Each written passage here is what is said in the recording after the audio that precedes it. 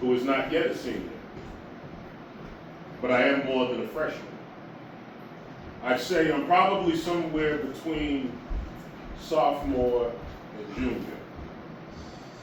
My short-term goal is to just make it past 57. My longer goal is to flip that around and get to 75. And when I'm 75, I want to feel better than I did when I was 57, because they say in the scriptures, the end of a thing is better than its beginning. And in the beginning was the Word. And the reason they tell you that a pen is mightier than a sword is because a pen can decapitate a sword. It can chop off the S, reattach it to the end, and now you have Word. Come on. Word up. Come on. Okay. Word to your mother. I put that on everything I love, like Frank's hot sauce. Just want to warm up a little bit. Now this is, I believe this is the summer months, and I do believe summer school is in session. It is. And I have a true story about the one time that I was sent to summer school. Ah, okay. I remember the summer of 11th grade when I needed to meet my foreign language requirement in order to remain on course to graduate. Whoever was my guidance counselor, they forgot to remember to give me guidance. Because how else do you explain the decision to let me take Spanish 1 and Spanish 2 at the same time, when all I knew was Spanish 0?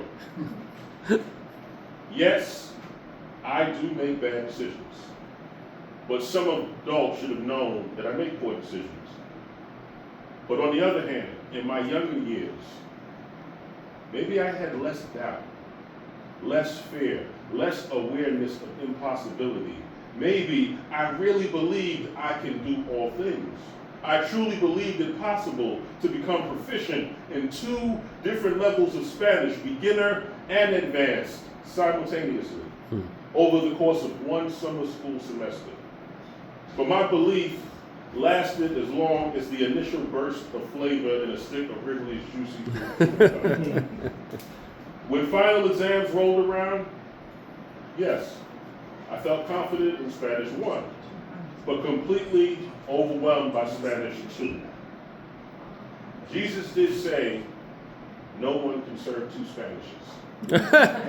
I can't. That quote may be a little bit off. Sometimes I forget to remember scripture verbatim. Anyway, you can't serve 2 masters. You have to master Spanish 1 before you go on to Spanish 2, or so I thought. You see, when it came time to take the Spanish 2 final, I panicked. I forgot to remember 2 Timothy chapter 1, verse 7. For God has not given us a spirit of fear. Come on. You see, I allowed Satan to slither into my insecurity. He told me to cheat. He told me to write some answers on the inside of my left hand. Imagine this. During that test, the Spanish 2 final, I never looked at my left hand. Hand to God, I swear. Wow. The devil is a liar.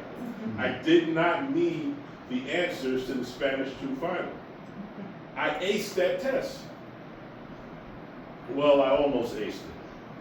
You see, when I went to turn in my exam, I handed the test back to the teacher with my left hand. I can't. My ink-filled palm fully exposed. Ay, ay, ay. I snatched back my hand like it had come into direct contact with the fire that Prometheus stole from the gods, like Elijah fire that came down from heaven and got shut up in Jeremiah's bones, but it was too late. The teacher saw the writing on the wall of my hand. Why did I even hand in the test with my left? I'm right. I'm a righty. Maybe the old adage is to blame. Don't let your right hand know what your left hand is doing. I mean, it sounds good until you get a failing grade for a test that you should have passed. But there was no way to get the teacher to believe me. I didn't look. I swear. I didn't look at my hand. But there was nothing she could do. Her hands were tied. She had to fail me. Adios. If I could go back in time, I'd remind both my hands that they need to work together to wash the face.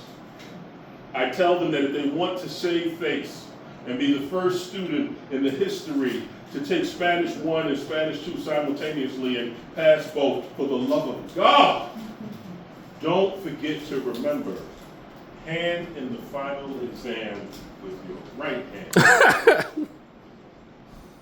Because in this world, people who use their left don't get treated right. Come on. Y'all give it up for the one and only M.A. Dennis.